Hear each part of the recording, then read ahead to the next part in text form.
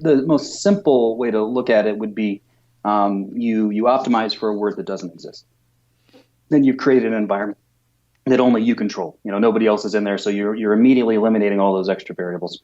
And then in the most simple setup, you'll create 5 pages on the same domain that are exactly the same, and you'll index them all. And then on the number 3 page, you'll change one thing. Now we're down to one single variable. People ask, like, what about duplicate content? Well, if there is a duplicate content penalty, it's now applied to all 5 the same. Anything that was, maybe there's a penalty on that domain, it's now been applied to all 5 pages the same. Obviously, you need a unique URL. So what I'll do is I'll put the keyword as close to the .com as I can, and then random letter strings. So dash, letter, letter, letter, dash, letter, letter, letter. And that gives you a unique URL. But otherwise, the pages are going to be identical. And then from there, if you change one thing, you've got it down to one variable. So if you want to say, is the H1 a ranking factor? So you would put one H1 on, say, number 3 containing the target keyword, and you'll see it go up. And you know that that's a positive factor. You'll then want to run that multiple times. You want to replicate these tests. And if you can do something 4 times to 5 times in a row, you're inside of, or just outside of, statistical significance.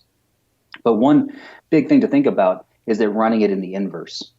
So that the first time we put it on the number 3 and we saw it go up, when you run it in the inverse, you'll put it on the 1, 2, 4, and 5, and then the 3 should drop because you've run the test the other way.